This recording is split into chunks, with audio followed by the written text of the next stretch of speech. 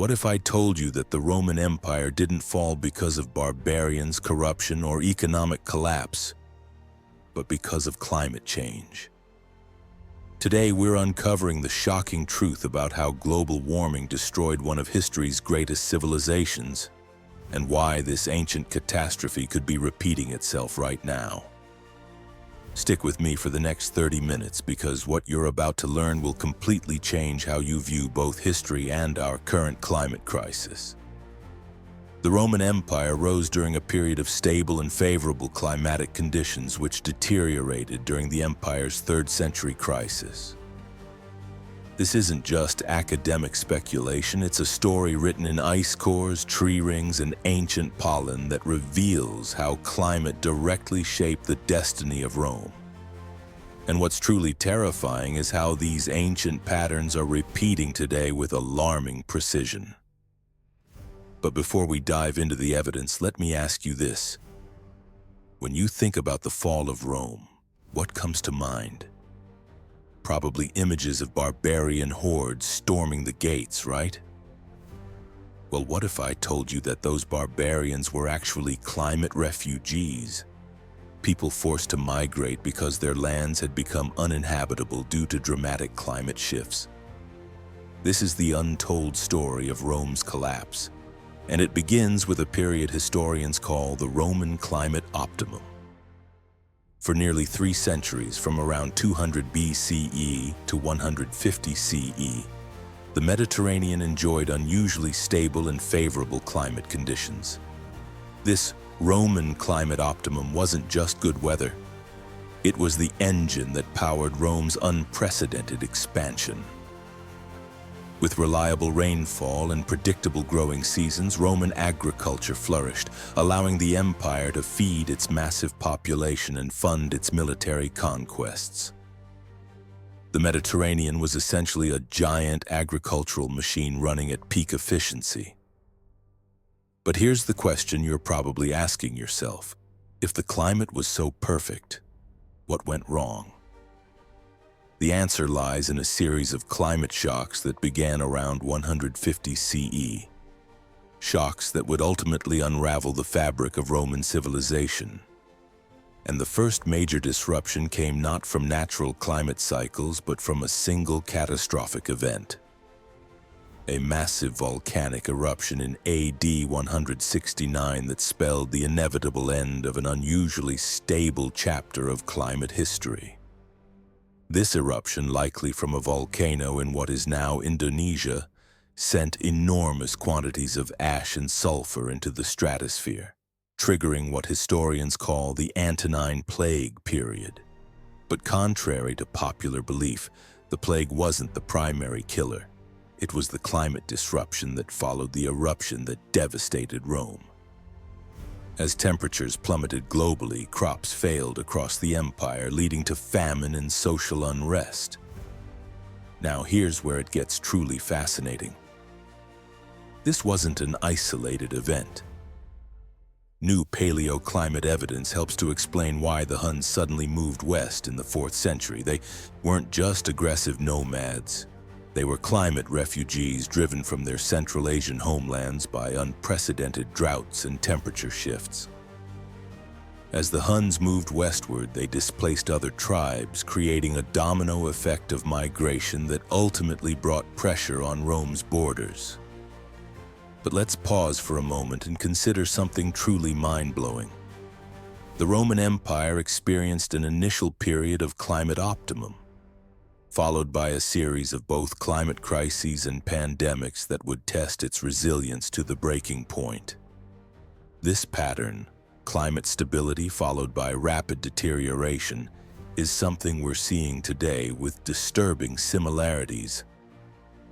Think about that for a second. The same climate patterns that doomed Rome are unfolding before our eyes. What if I told you that the so-called barbarian invasions weren't just random attacks by uncivilized tribes, but rather the desperate movements of entire populations searching for habitable land? As climate conditions worsened in northern Europe and Asia, tribes that had previously been stable communities were suddenly forced to migrate southward toward the Roman Empire. Rome didn't fall to invaders. It was overwhelmed by climate refugees. Now let's examine the scientific evidence that proves this theory beyond doubt. Researchers have assembled a collection of indicators from Greenland ice cores, fluctuations in solar radiation, speleothems from Austria and Turkey, and tree rings across Europe. These climate proxies reveal a clear pattern as temperatures became more volatile and precipitation patterns shifted dramatically. Rome's ability to maintain its complex agricultural and trade networks collapsed. Here's something that will shock you. Changes in the climate may have caused disruptions to Roman society that manifested as disease outbreaks, researchers have found. The famous plague of Cyprian in the 3rd century CE didn't emerge from nowhere. It was facilitated by climate-driven changes in rodent populations and human migration patterns. Climate change didn't just affect Rome's agriculture, it fundamentally altered disease ecology across the empire. Let me ask you this. How many of you have heard that the Roman Empire fell in 476 CE when Romulus Augustulus was deposed? That's what history books tell us, but the reality is far more complex. The empire didn't collapse overnight. It experienced a slow, climate-driven decline over centuries, with different regions falling at different times based on their local climate vulnerabilities. Consider this. 3 deadly epidemics combined with climate change could have caused Rome's collapse, drawing frightening parallels to today.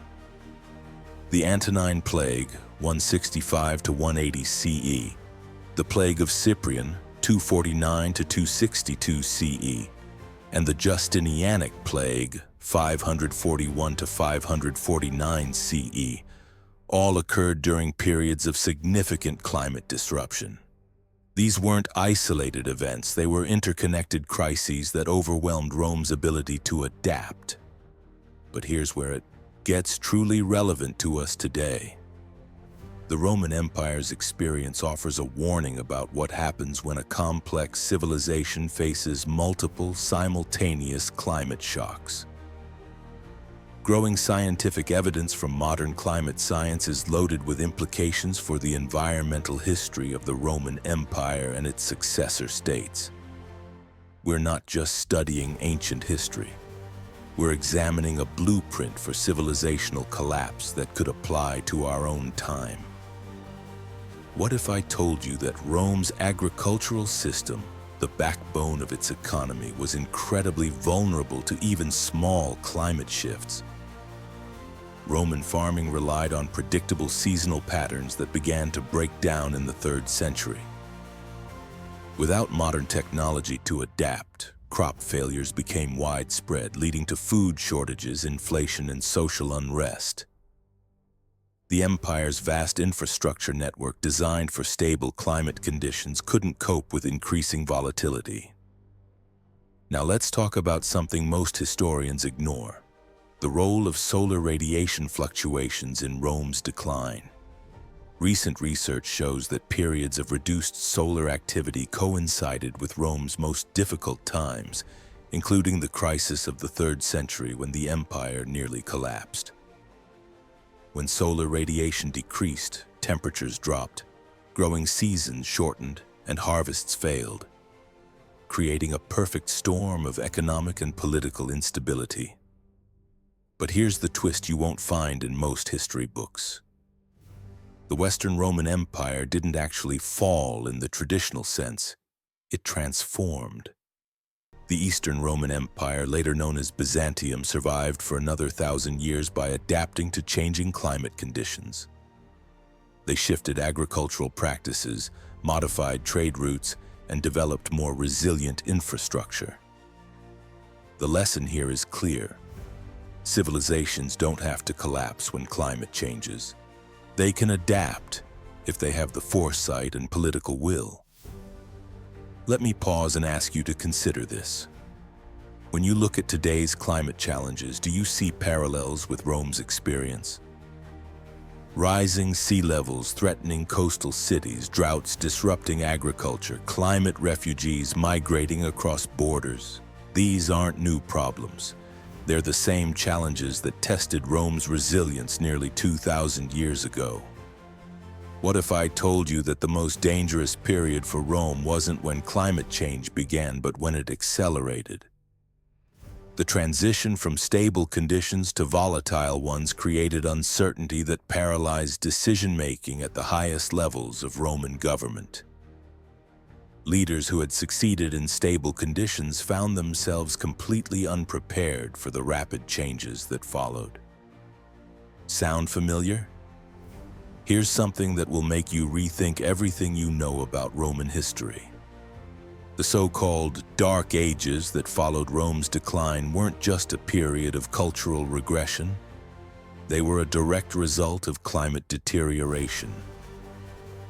As temperatures dropped and weather patterns became unpredictable, complex urban societies became unsustainable, forcing humanity back to smaller, more resilient community structures. But let's get specific about the science. Researchers studying speleothems, cave formations from Austria and Turkey, have found clear evidence of dramatic precipitation changes during Rome's decline. These formations, which grow layer by layer over centuries, show a marked shift from stable to highly variable rainfall patterns precisely when Rome began its irreversible decline. Now here's where it gets personal. What lessons can we learn from Rome's climate crisis that apply to our own time? The most important one is this: complex societies are incredibly vulnerable to rapid climate change, especially when multiple stressors hit simultaneously. Rome faced climate shifts, pandemics, political instability, and economic challenges all at once, and it couldn't cope. But here's the hopeful part. Unlike the Romans, we have advanced warning. Growing scientific evidence from modern climate science gives us unprecedented insight into what's coming. We're not blind to the changes happening around us. We have data, models, and historical examples to guide our response. The question is whether we'll use this knowledge wisely. Let me ask you this. If you were a Roman emperor facing these climate challenges with 21st century knowledge, what would you do differently? Would you invest in more resilient agricultural systems? Would you develop early warning systems for climate refugees? Would you prioritize adaptation over military expansion? These aren't just historical questions, they're urgent policy decisions we face today.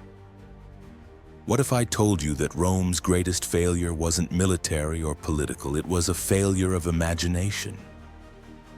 They couldn't conceive of a world where the climate they had always known would suddenly change. They kept applying solutions that worked in stable conditions to an increasingly unstable world. This is the trap we must avoid today. Now let's examine the regional differences in Rome's collapse. The Western Empire fell first because it was more dependent on stable Mediterranean climate patterns, while the Eastern Empire survived longer by adapting to more variable conditions. This teaches us a crucial lesson. Resilience isn't about maintaining the status quo. It's about building systems that can adapt to changing conditions. Here's something that will shock you. The Roman Empire's worst plagues were directly linked to climate change. As temperatures shifted, disease vectors moved into new territories, exposing populations with no immunity.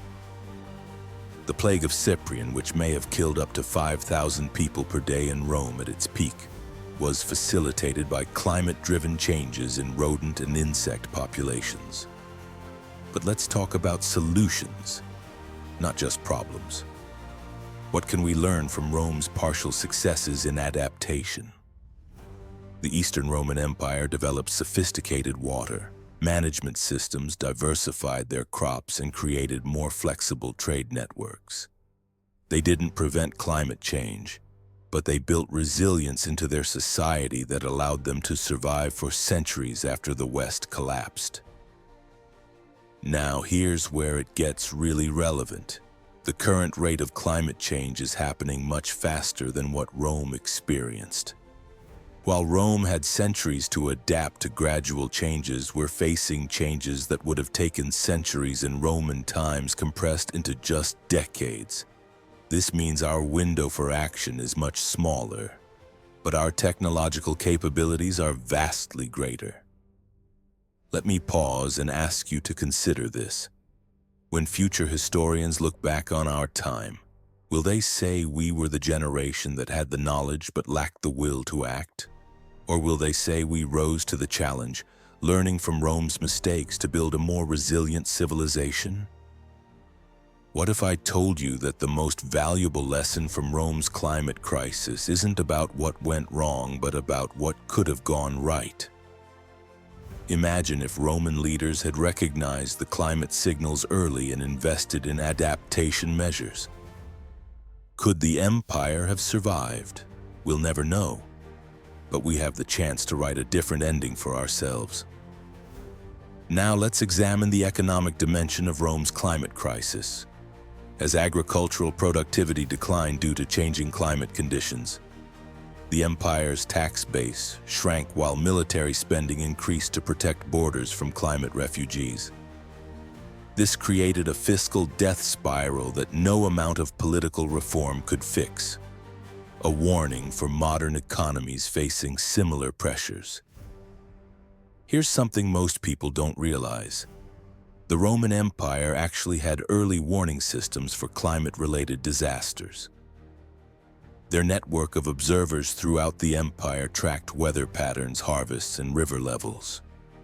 But without modern communication technology, this information couldn't be processed quickly enough to guide effective policy responses. Today we have the technology, but are we using it effectively? But let's get practical. What specific actions can we take today to avoid Rome's fate?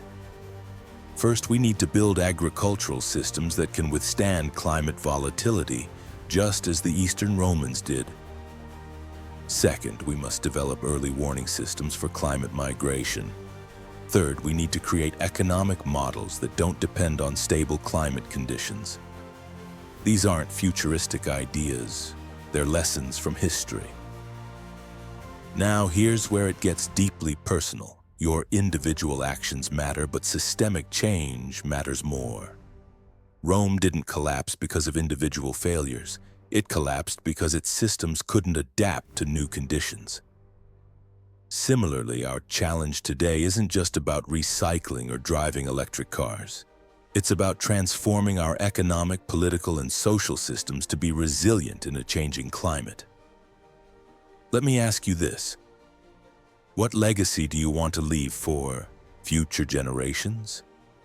Do you want to be remembered as part of the generation that knew about climate change but did too little, too late? Or as part of the generation that learned from Rome's mistakes and built a more resilient world? What if I told you that the story of Rome's climate crisis isn't just a warning, it's a roadmap for survival? By studying how Rome succeeded and failed in adapting to climate change, we can identify the specific strategies that work and avoid the pitfalls that led to collapse. This isn't academic. It's a matter of civilizational survival.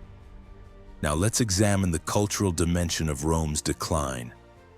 As climate conditions worsened, traditional Roman values and institutions began to lose their relevance. People turned to new religions and belief systems that offered explanations for the chaos around them. This teaches us that climate change isn't just a physical challenge, it's a cultural and psychological one as well. Here's something that will make you rethink our current situation. The Roman Empire's decline wasn't inevitable. At multiple points, different policy choices could have changed the outcome. The problem wasn't the climate change itself. It was the empire's rigid adherence to systems that no longer worked in new conditions. This is our greatest danger today. trying to solve 21st century problems with 20th century thinking. But let's end with hope. Unlike the Romans, we have the advantage of historical knowledge. We can see the patterns before they become crises. We have technology that would seem like magic to Roman engineers. And most importantly, we have each other. Global networks of scientists, policymakers, and citizens working together to build a more resilient future. Before we conclude, I want to leave you with one final thought. The fall of Rome wasn't the end of civilization, it was a transformation. Similarly, our current climate challenges don't have to mean the end of our society. They can be the catalyst for a more sustainable, equitable, and resilient world. The choice is ours to make. If this video has changed your perspective on climate change and history, please hit that like button. It helps more people discover this crucial information. Subscribe for more deep dives into history's hidden patterns and turn on notifications so you don't miss our next video where we'll explore how the Maya civilization faced its own climate crisis. Most importantly, share this video with someone who needs to see it, because understanding history isn't just about the past, it's about securing our future. Thank you for watching, and remember, those who cannot remember the past are condemned to repeat it, but those who learn from it can build a better tomorrow.